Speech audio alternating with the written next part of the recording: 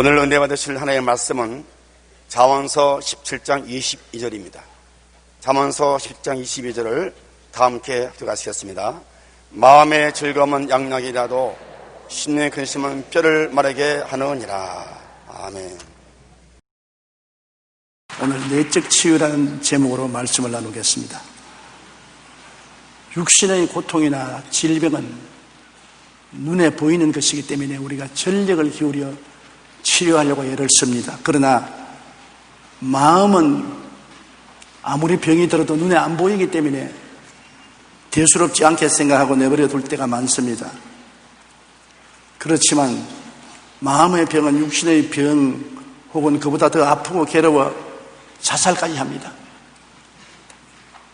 육신의 병으로 자살한 사람도 가끔 있지만은 마음의 병은 다른 사람이 못 보니까 자기 혼자서 알아야 되는 것입니다.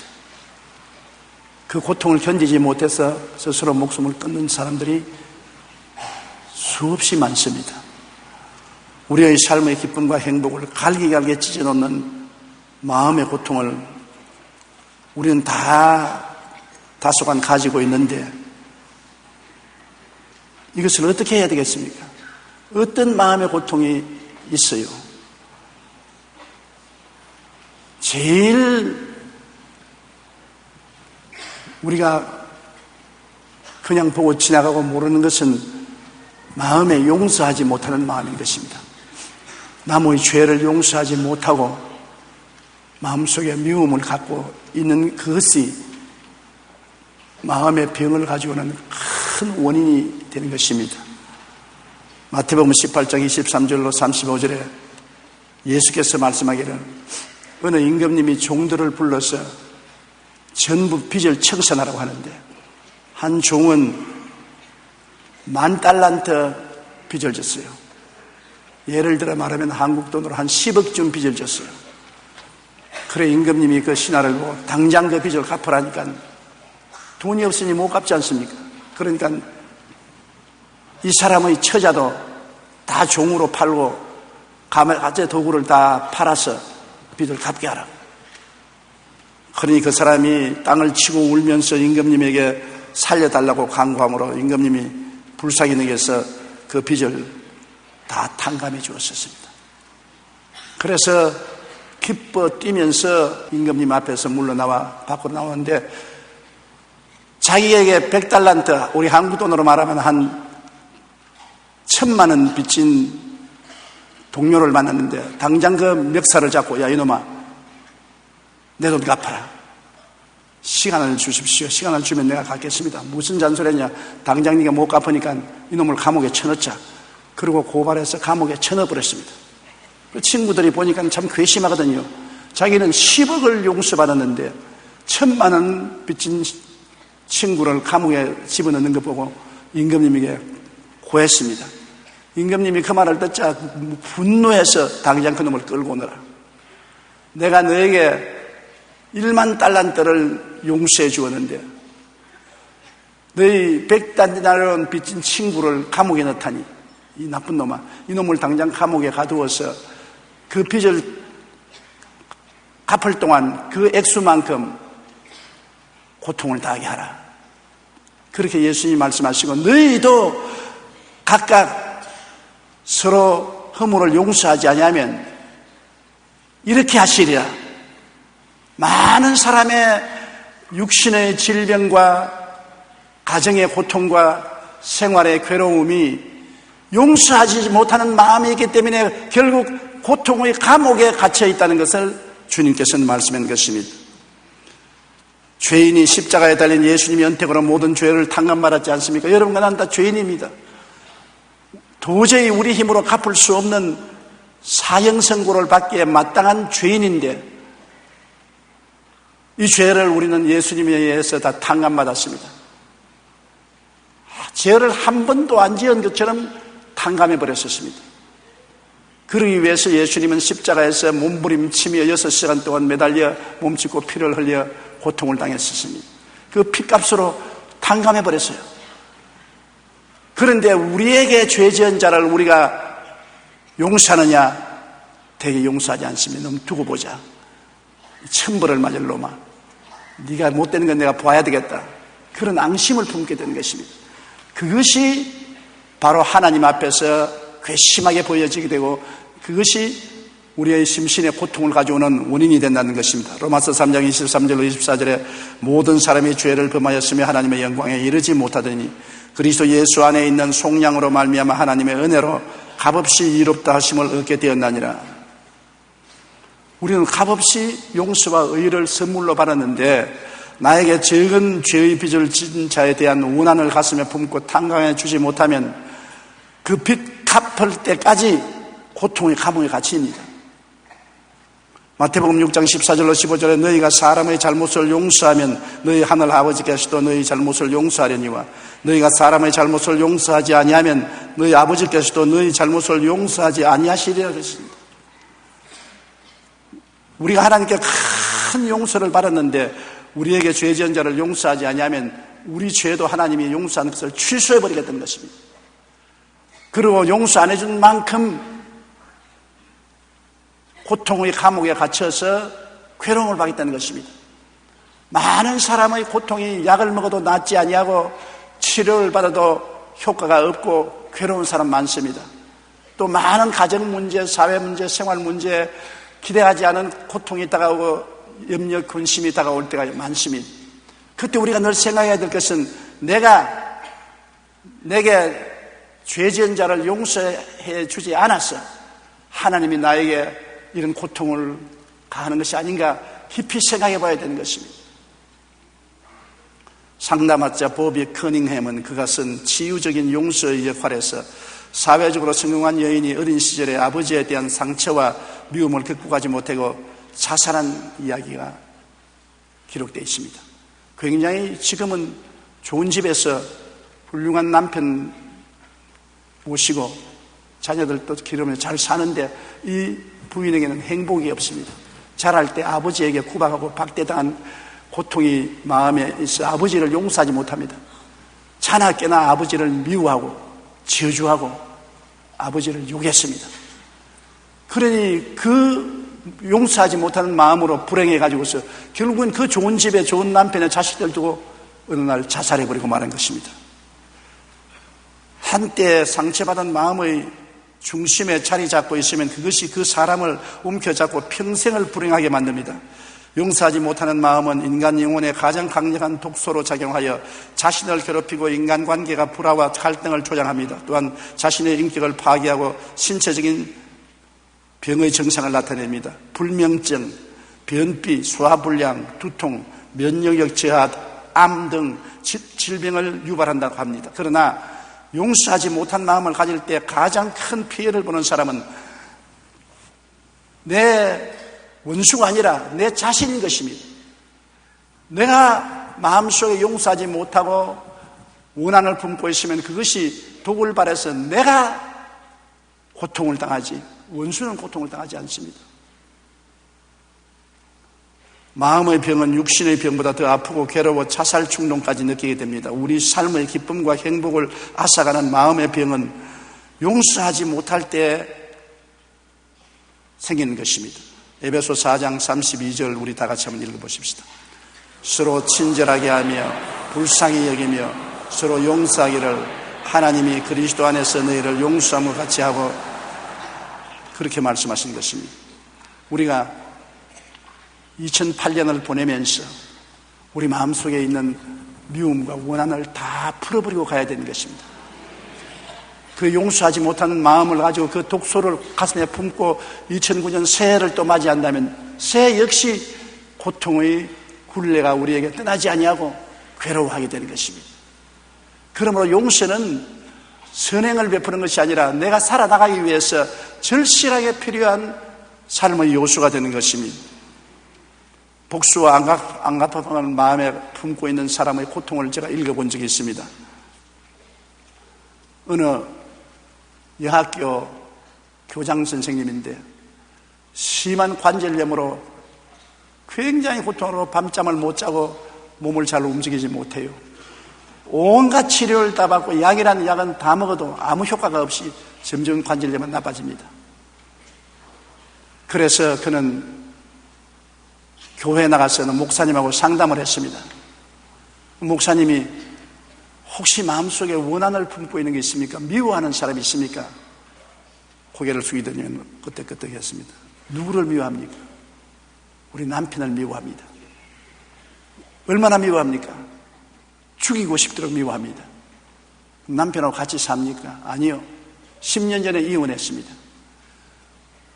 그런데 법적으로는 이혼했는데 마음으로는 이혼을 안 하고 있어요. 남편은 이혼해서 다른 여자하고 결혼해서 잘 살고 희희낙낙하는데 자기가 혼자서 그 아직 남편을 놓아주지 못하고 마음에 품고 이 죽일 놈아, 이 나쁜 놈아 항상 저주하고 욕을 하고 있는데 그 남편은 아무 고통도 안 당하는데 이 부인은 관절염으로 죽어가고 있었습니다. 그래서 목사님 말했습니다. 빨리 이혼을 하세요. 아니 법적으로 했는데요. 법적으로는 이혼했는데 마음으로 안 했잖아요. 마음에 아침 저녁으로 늘 가슴에 품고 있잖아요. 남편을. 오늘 그 남편을 예수 그리스도 이름으로 회개하고 돌려보내세요. 빠이빠이 하세요.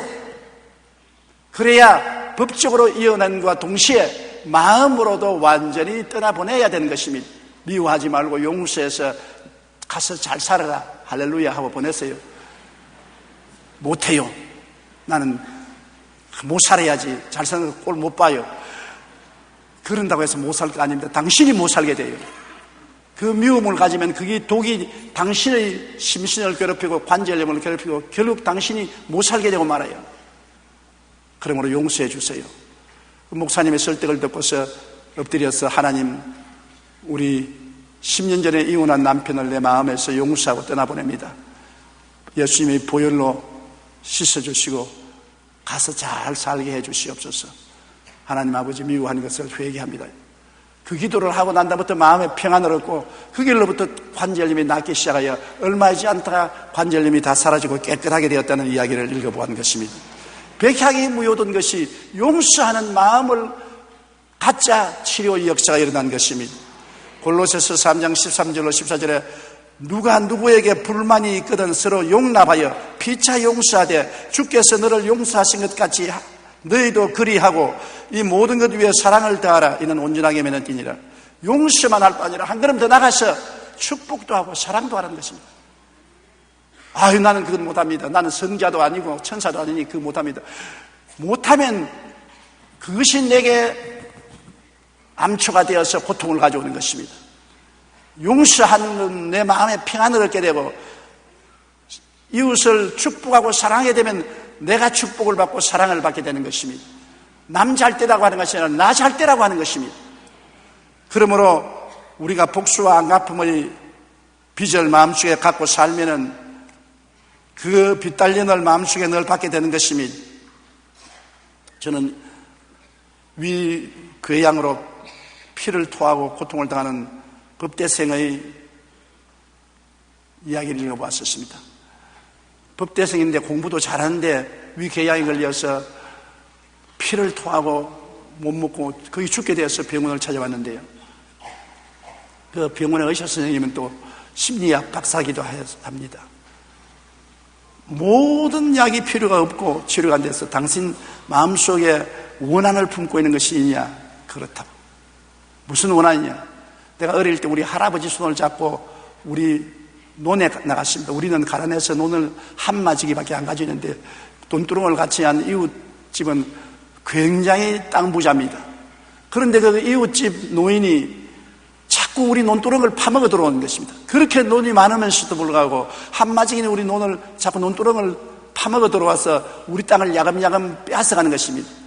하루 아침에 우리 할아버지와 그 노인이 대판 싸움이 붙어서 그 할아버지가 우리 할아버지를 밀으니까 할아버지가 논두렁에서 넘어져서 머리를 돌멩이에 부딪혀가지고 뇌된창이 걸려서 세상을 떴습니다. 그럼에도 불구하고 보상 하나 못 받았습니다. 왜냐하면 이 노인은 돈이 많고 힘이 있기 때문에 자기가 밀어놓고 난 다음에 안 밀었다고 한대. 나는 어린애기이기 때문에 내가 증언을 해도 내 증언을 받아들이지 않냐고 사고사로 죽고 보상도 못 받았습니다. 내가 그때 어릴 때도 너무나 원한이 되어서 내가 결코 법률가가 되고 판사가 되고 검사가 되어서 이 원수를 갚겠다. 그것이 내 생의 전체 목적입니다. 우리 할아버지 원수를 갚겠다. 그래서 나는 고등학교를 마치고 법대에 들어와서 지금 법률을 공부하고 있는데 원수를 가기 전에 내가 죽게 됐습니다. 위궤양에 걸려서 밥을 못 먹고 이렇게 고통스러워서 어떻게 합니까? 그러니까 의사 선생님이 당신은 원수 가기 전에 당신이 먼저 죽소. 당신의 위궤양은 미움으로 말미암아 다가온 독소요. 당신이 그 노인에 대한 미움을 놓아버리고 용서하고 축복해주면 당신이 낫습니다. 이 청년이 고개를 슬슬 흔들었습니다. 너무나 고통스러워서 그렇게 할 수가 없습니다. 그게 내 법과를 공부하는 목적인데요. 당신 법대 졸업하기 전에 죽는다고요. 지금 보통 심한 위궤양이 아닙니다. 출혈성 위궤양인데 당신이 이대로 있으면 죽는다고요. 내가 아무리 치료해도 약발이 들어가지 않습니다. 당신의 마음속에 미워하고 원한을 품은 독소가 있으니까 안 되지 않아요. 회개하고 용서하고 마음속에 사랑을 품으면 당신이 고침받을 수 있습니다. 용서하고 당신의 마음의 이미지 속에 원한을 품은 이미지를 웃고 악수하고 화해하는 사랑의 이미지로 바꾸십시오. 그 청년이 너무 괴로우니까 의사 선생님대로 용서하고 마음에 미워하는 심정을 없애버리고 사랑하는 이미지를 바꾸고 난 다음에 그 위궤양이 나았다는 의사 선생님의 기록한 책을 제가 읽어보았습니다. 마태복음 5장 43절로 44절에 또 내 이웃을 사랑하고 내 원수를 미워하라 하였다는 것을 너희가 들었으나 나는 너희에게 이르노니 너희 원수를 사랑하며 너희를 박해하는 자를 위하여 기도하라. 정말 힘든 말이지요. 원수를 미워하지만 안 하는 게 아니라 사랑을 하라는 것입니다. 보통 여러분 우리는 이렇게 말합니다. 나 사랑은 못해도 미워는 안 하겠습니다. 그러나 한 걸음 더 나가서 원수를 사랑하고 원수를 축복하는 기도를 하는 것입니다. 그렇게 불공평한 일이 어디 있습니까? 원수를 어떻게 내가 사랑하고 잘 되라고 기도합니까? 결국은 원수를 사랑하라는 것은 너 자신을 사랑하라는 것이고 원수를 위해서 기도하라는 것은 너 자신을 위해서 기도하라는 것과 같은 것입니다. 원수를 향한 사랑이 원수에게 떨어지지 않습니다. 돌아와서 나에게 들어와서 내가 사랑으로 치료를 받게 되고 원수를 축복하는 기도를 하면 그 기도가 원수에게 떨어지는 것이 아니라 내게로 돌아와서 나에게 축복으로 변화되는 것입니다. 결국엔 내 자신이 축복받고 살기 위해서 미움을 던져버리고 원수를 사랑하고 원수를 위해서 기도하라는 이 하늘나라의 원리를 주님께서 말씀한 것입니다. 우리가 인간의 이성으로는 도저히 깨달을 수 없고 그럴 수가 있느냐고 생각하지만은 하나님은 그 원리를 우리에게 보여주시는 것입니다. 마가복음 11장 25절에 서서 기도할 때 아무에게나 혐의가 있거든 용서하라. 그리하여 하늘에 계신 너희 아버지께서도 너희 허물을 사하여 주시니라. 이거 보십시오. 이웃을 용서하는 것은 이웃 잘 되라고 하는 것이 아니라 내가 용서받기 위해서 그렇게 하는 것입니다. 내가 이웃을 용서하지 못하면 내가 용서 못 받는 것입니다. 그러므로 이웃을 용서하고 축복해 주는 것은 내가 용서를 받고 내가 축복을 받기 위해서 하는 길이 바로 그것인 것입니다. 하버드 대학의 카논 박사는 연구 결과 화를 내면 보통 때보다 피가 훨씬 빨리 응고된다고 말했었습니다. 한 의학 보고서 발표에 의하면 화가 나면 심한 복통이 일어나고 맥박이 높아지면서 혈압이 상승하여 때로는 졸도하게 된다고 합니다. 그래서 평소에 혈압이 높은 분들이 심한 화를 내다가 혈압이 높아져서 쓰러져서 뇌출혈로 죽을 때가 가끔 있습니다. 우리 한국말로는 예부터 화병으로 죽는다는 말인 것입니다. 영국의 의사팀들이 분노에 대한 실험을 했습니다. 사람이 화를 내고 욕을 하는데 그 코와 입에서 분노의 김이 나오는데 그 김을 시험장치를 통해서 1시간 동안 시험관에 모았습니다. 그리고 화학 처리를 하니 노란 액체가 되었어요. 그것을 실험용 쥐에게 주사를 했더니 한 방에 직사해 버렸습니다. 한 사람이 1시간 동안 화를 내서 그 몸에서 나오는 독을 실험해 보니까 100사람을 죽일 수 있는 맹독이라고 말하는 것입니다. 내 한 사람이 1시간 화냈는데 그 화를 시험관에 받아가지고서 그 김을 액체로 만들어서 시험해 보니까 100사람을 죽일 맹독이라고 말한 것입니다. 마음에 쌓인 복수와 안갚음을 빚어 누구보다도 당사자의 병을 들게 하고 파멸시키는 원흉이며 주변 사람들도 크게 상처를 입게 되는 것입니다. 100사람을 죽일 만한 독이면 자기가 얼마나 상처를 입겠습니까? 그러므로 화를 내지 말아야 돼요. 내가 화날 일이 있어도 하나님께 기도하고 참아야 됩니다. 왜? 내가 그 화로 말미암아 큰 해를 당할 것이기 때문이었습니다. 프란시스 베이컨은 복수를 꿈꾸는 사람은 자신의 상처를 아물지 못하게 한다고 말한 것입니다. 남을 원한을 가지고 복수하겠다고 하면 자기의 상처가 더 아물어지지 않는 것입니다. 그러므로 이 해가 지나기 전에 우리들은 복수하고 싶은 마음을 다 제쳐놓고 원수가 잘못되라고 저주하는 말을 버리고 원수를 위해서 축복하고 사랑의 말을 해주고 은혜를 베풀어서 하나님이 여러분을 축복하고 은혜 베풀고 여러분에게 도움을 줄 수 있는 길을 열어놓기를 예수님 이름으로 축원합니다. 그것이 바로 하나님과 나에게 막힌 담을 흘러놓는 것입니다.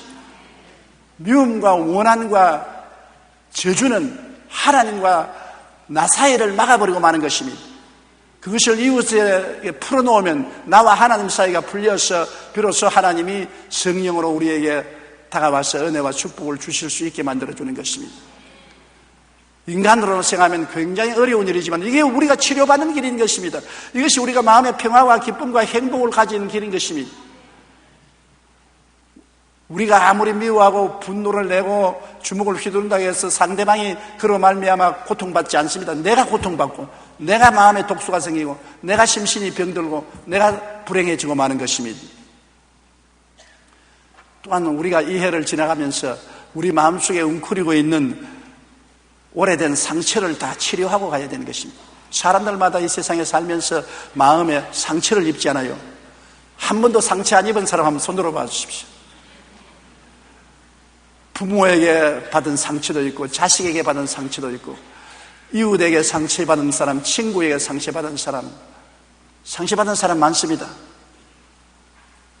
어느 부형님이 내게 편지를 쓰셨는데 그 편지에 참 입에 밥으로 나눠먹을 만큼 친한 친구인데 그 친구에게 돈을 1억 빌려주고 사기를 당해서 도저히 분해서 살 수가 없다는 것입니다. 그냥 다른 사람 몰라도 그렇게 친한 친구가 돈 1억을 사기쳐서 자기의 돈을 빼앗아갔는데 그 고통이 말로 다 알 수 없어 매일같이 땅을 치고 벽을 주먹으로 치고 머리를 박고 고통을 당해서 견딜 수가 없는데 한 번은 저희 설교를 듣고 비로소 마음속에 평화를 얻었다고 편지가 왔습니다. 그곳에서 설교 내용이 뭐냐면 버릴 수 있는 것은 버려라, 고칠 수 있는 것은 고쳐라, 버리지도 못하고 고치지도 못하면 운명인 줄 알고 받아들여라. 그 말을 듣고 내가 이 미친놈이 돈 1억 먹고 달아났는데 이것을 버릴 수도 없고 붙잡을 수도 없고 내가 가슴을 치는데 내 가슴 속에 있는 이것을 내 팔자가 이러니 어떻게 하냐고 잊어버려야 되겠다. 그렇게 마음이 들어서 그때부터 마음의 평안을 얻고 너무나 마음이 평안해서 목사님 설교는 전부 구해서 지금 듣고 있다고 그런 말을 했습니다. 내가 옛날에 서대문에 있을 때 모 고등학교 영어 선생인데 학교 교무실에서 동료 친구들에게 예수 믿으라고 전도를 하는데 동료 친구들이 다 모아서 조롱을 했습니다. 사람을 모욕했습니다. 얼마나 화가 났던지 전도하다가 말고 저놈들 전부 다 지옥 가라 같은 싶은 생각이 나서 니를 부득부득 갈았는데 그때부터 마음에 기도가 안 나오고 은혜가 안 되고 괴로운데 그러나 저럴 수가 있냐? 같은 동료가 전도하면 안 믿으면 그냥 안 믿지 그걸 가지고 나를 모욕하고 나를 짓밟을 수가 있느냐? 저럴 수가 있느냐? 그래서 하나님께 기도했답니다. 하나님, 세상에 저럴 수가 있습니까? 저럴 수가 있습니까? 하나님이 대답하시기를 그럴 수도 있다. 그만 마음이 편안하더랍니다. 그때부터 마음의 분노에서 저럴 수가 있냐? 저럴 수도 있다. 그것을 못 받아들일 때 고통이 다가오는데 그럴 수도 있다고 받아들이고 난 다음에 마음이 편안하게 됐다고 내게 와서 간증하는 말을 들었었습니다. 우리가 우리의 처한 환경에 대해서 불평하고 원망하고 대결하면은 원수가 되어서 늘 싸워야 되고 괴롭지만은 이것이 내 운명이다. 내게 주어진 팔자다. 나는 이 속에서 살아야 되겠다. 그렇게 해야 되는 것입니다. 나는 장애인들을 보고 그걸 느꼈습니다. 온몸이 비뚤어지고 사지가 비뚤어지고 말도 잘 못하고 화장실도 못 가고 밥도 스스로 못 먹는 그의 아이고 내 팔자야. 우리 어머니 아버지가 왜 나를 이렇게 낳았냐. 하나님이 왜 나를 이렇게 낳으시느냐. 원망하고 불평하면 얼마에서 죽습니다. 그런데 그분들에게 가장 내가 놀란 것은 이것이 내 팔자라고 받아들이는 것입니다. 이건 내 팔자가 이렇다. 그러므로 나는 내 팔자대로 산다. 하나님을 믿고 찬송도 하고 기도도 하고 내가 악수하니까 활짝 비뚤어진 얼굴로 웃으면서 악수를 하고 야 도대체 성자가 아닌가? 어떻게 이럴 수가 있느냐? 그러나 그들은 운명을 원망하고 탄식하지 않고 운명을 받아들인 것입니다. 그 운명을 받아들인 그 자리에서 하나님께 영광을 돌리는 것입니다. 미국에 유명한 부흥사 한 분이 있는데 내가 그 이름은 잊어버렸습니다만 어머니에서 태어날 때부터 팔도 없고 다리도 없고 발가락 2개만 있어요. 팔도 없고 다리도 없고 몸에 발가락 2개만 있어요. 그러니 모든 사람이 다 저주받았다 그러고 손가락질 했는데 그 어머니는 하나님이 절대로 실수를 안 하신다. 하나님은 당신의 뜻이 있어서 이런 애를 낳게 했다. 얘는 하나님의 특별한 선물이다. 그래서 엄마가 입히고 먹이고 목욕시키고 그래 길렀습니다. 그리고 휠체어에 앉혀가지고서 초등학교로부터 대학까지 어머니가 데리면서 공부시켰습니다. 이 몸에 붙은 발가락 2개를 가지고서 노트에 책을 기록하고 해서 신학대학까지 맞고 목사가 되는 것입니다. 그가 강단에서 설교하면 수많은 청중들이 눈물바다가 되는 것입니다. 더구나 젊은 청년들이 담배 피고 술 마시고 마약 중독된 사람들이 수천 명, 수만 명씩 회개시키는 것입니다. 그가 하는 말이 여러분 보세요. 나는 팔도 없고 다리도 없고 발가락 2개만 가지고 사는 사람이지만은 하나님을 믿고 이렇게 행복하고 기쁜데 사지가 멀쩡한 여러분들이 왜 술주정뱅이가 되고 왜 아픈 죽가 되고 왜 인생을 낭비합니까? 나 같은 사람도 사는데 당신들은 무엇해서 원망과 불평을 합니까? 그 말에 젊은이들이 숙연해지고 자기들의 잘못을 회개하고 통회하고 돌아오는 것입니다.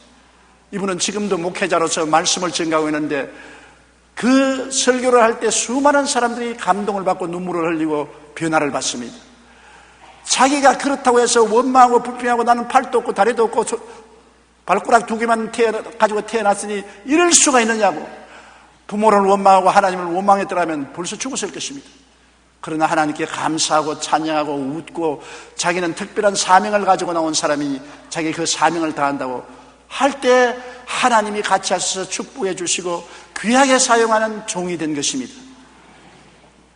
그러므로 여러분 우리의 운명을 버릴 수 있으면 버리십시오. 고칠 수 있으면 고치십시오. 버리지도 못하고 고치지도 못할 바에는 받아들이십시오. 그리고 하나님께 극복할 수 있는 힘을 달라고 기도하고 감사하십시오. 어떤 부인이 심히 자기 주장에 강하고 자기를 나타내려고 몸부림치는 그런 부인이기 때문에 사람들이 다 기피했습니다. 남편에게도 자기 주장을 심히 하고 고집이 세고 사람들하고 다투면 앉으려고 하고 강성한 여인이었습니다. 그래서 그 심리치료를 받아보니까 자랄 때 많이 구박을 받았어요. 부모에게도 멸시를 당하고 형제나 친구들에도 구박을 당하고 사랑을 받지 못했어요. 그래서 자기를 보호하겠다는 본능이 있어서 언제나 사람들 앞에 하면 자기 본능을 나타내서 자기를 보호하려고 하는 마음의 상처를 가지시는데 이것이 자라서 결혼을 해서 가정을 이루고도 조금이라도 자기에게 상처를 준다고 생각하면 엄청나게 대결하고 싸우고 자기를 보호하는 본능이 나타났어서 사람들을 기피하게 되고 사람들에게 사랑을 못 받았었습니다. 그것을 깨닫고 난 다음에 자기의 상처를 주님께 다 내놓고 어릴 때 입은 상처를 주님 고쳐주시옵소서 회개하고 잡아오고 기도하고 성령의 은혜로 그 마음의 상처가 다 아물고 난 다음에 그렇게 착하고 사람들에게 사랑받는 귀한 여인이 되었다는 글을 읽어본 것입니다. 잠언서 17장 22절에 마음의 즐거움은 양약이라도 심령의 근심은 뼈를 마르게 한다. 마음이 편안하고 즐거우면 그것이 약공장이 되어서 모든 병을 고치지만은 마음의 근심은 뼈로 마르게 한다. 뼈가 마를 정도로 고통이 오니까 어떤 살이 녹지 않겠습니까? 어떤 병이 들지 않겠습니까? 마음의 근심은 우리를 도적질하고 죽이고 멸망시키는 마귀의 도구인 것입니다. 타인에 대하여 항상 의심하고 적대감을 가진 사람이 간증하는 걸 들으니까 그는 소년 시절에 부모를 잃고 친척집에서 자랐는데 이 친척집에서 쫓겨나서 다른 친척집으로 또 거기에서 쫓겨나서 다른 친척집으로 나중에는 가출해서 가출 소년들하고 함께 사는 이러한 배반당하고 멸시당하고 소외당한 삶을 살았습니다. 어른이 되고 난 다음에도 모든 사람에 대해서 적대감을 가지고 사회에 대해서 반항감을 가지고 삶에 굉장한 어려움을 당했는데 그가 목사님하고 상담하고 심리치료를 받았었습니다. 그러니까 어릴 때 그 이야기를 해서 그 어릴 때 기억을 지우도록 하나님 앞에 기도를 받고 하나님 앞에서 어릴 때 그 상처 입은 기억을 치료해달라고 간구하고 기도하고 하나님 은혜로 그 상처가 치료받고 난 다음부터 정말 훌륭한 인기 가진 사람이 되었다는 말을 들었었습니다. 하나님은 여러분 우리가 구체적으로 상처를 내놓아야 치료합니다. 무조건 하나님 날 도와주시옵소서 하지 말고 내가 언제 어떤 상처를 가지고 있는데 그 상처를 하나님께 내놓고 하나님 이 상처를 고쳐주시옵소서 할 때 그 상처를 고쳐주는 것입니다. 내가 청년 시절에 혹은 소녀 시절에 이런 고통을 당했었습니다. 그 고통을 지금도 마음에 품고 있었는데 그것이 지금 내 인격을 지배하고 있으니 주님 이 상처를 낫게 해주십시오. 옛날로 돌아가서 그 상처를 하나님 앞에 펼쳐놓고 하나님께 치료해달라고 기도하면 하나님의 능력이 내려와서 그 상처를 치료해서 그 악한 영향력을 없애고 평안하게 만들어 주시는 것입니다. 잠언서 18장 14절에 사람의 심령은 그의 병을 능히 이기려니와 심령이 상하면 그것을 누가 일으키겠느냐. 사람의 심령이 평안하면 어떠한 병도 능히 이깁니다. 심령이 상하면 아무도 고칠 수가 없습니다. 어떤 약도 어떤 의사도 치료를 못하는 것입니다. 그러나 고린도후서 5장 12절에 누구든지 그리스도 안에 있으면 새로운 피조물이라 이전 것은 지나갔으니 보라 새 것이 되었도다. 우리가 예수님 앞에 나와서 기도하고 맡기면 옛날 것은 지나가고 새로운 피조물이 되는 것입니다. 옛날에 상처 입고 고통당하던 그 모든 흔적은 사라지고 새로운 피조물이 되기 때문에 여러분 오늘 옛날에 상처 입은 마음을 가지고 현재 불행하고 고통스러운 사람은 그 상처를 치료해달라고 해서 옛사람과 함께 다 치료해버리고 새 사람으로 살아야 되는 것입니다. 이해가 지나기 전에 여러분 이유 없이 마음에 늘 불안하고 고통스럽고 불행하고 괴로웠었으면 그것을 다 청산해야 되는 것입니다. 이스라엘의 역사 박물관에 가면 6개의 촛불이 켜져 있고 그 옆에 비누 3개가 놓여 있는 것입니다. 그 6개는 600만 유대인들을 히틀러가 죽였습니다. 그것을 상징하고 비누 3개는 그 죽인 시체를 녹여서 비누를 만들어서 독일 사람들에게 나누어 주었습니다. 그러니 그 유대인 박물관에 간 유대인들이 보면 치를 떱니다. 600만을 죽이고 그 살을 녹여서 비누를 만들어 사용했다니 세상에 이럴 수가 있느냐. 왜 히틀러가 600만 유태인을 죽이고 그 몸을 녹여서 비누를 만들었습니까? 그 이유는 이렇습니다. 어릴 때 그 아버지가 이웃에 사는 큰 유대인 남자의 사생자였습니다. 그 유대인이 외도를 해서 사생자를 낳은 것이 바로 히틀러의 아버지입니다. 그리고 그 아버지가 사업한다고 밖에 나가 돌아다닐 동안에 어머니는 역시 유대인하고 좋지 않은 관계를 맺는 것을 히틀러가 보았었습니다.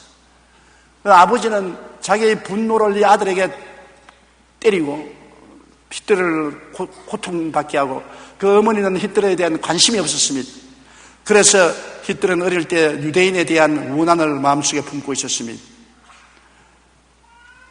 그러다 그가 나중에 독일의 수상이 되자 착수한 것이 유태인 박멸주의입니다. 600만의 유태인을 죽였습니다. 한 사람이 그 마음속에 가지고 있는 상처 입은 그 상처가 아물지 않으니까 그것이 밖으로 나와서 살을 가지고 600만을 죽이고 그 살을 녹여서 비누를 만들어서 썼다니 얼마나 비참한 것입니까? 심리학자들에 의하면 공격적인 행동은 어린 시절의 폭력과 학대로 인해 해결되지 않는 슬픔 때문이라고 설명합니다. 그래서 대부분 어린 시절에 학대받고 성장한 아이가 성인이 되면 폭력적인 사람이 되는 것입니다. 우연히 폭력적이지 않습니다. 과거에 어릴 때 상처 입은 그 상처가 아물지 않았기 때문에 성인이 되어도 그것이 나타나서 사람을 폭력적으로 만드는 것입니다. 마음속에 웅크리고 있는 상처 입은 기억을 해결하지 못하면 폭력적이고 파괴적인 행동으로 나타나 남에게 큰 고통을 가합니다. 또한 자신에게는 신체적인 병으로 나타나고 고통 가운데 빠지게 하는 것입니다. 거의 모든 사람들은 옛날 상처 입은 기억을 마음에 파묻어 놓고 삽니다. 옛날은 싫다 파묻어 버리죠. 마음속에 깊이 파묻어 버리고 잊어버리는 것을 생각합니다. 그러나 잠재의식 속에 들어간 옛날 상처는 없어지지 않습니다. 비가 오고 난 다음에 운물을 들여다보면 기름이 둥둥둥 떠 있었습니다. 푸른 기름이 물에 떠 있어요.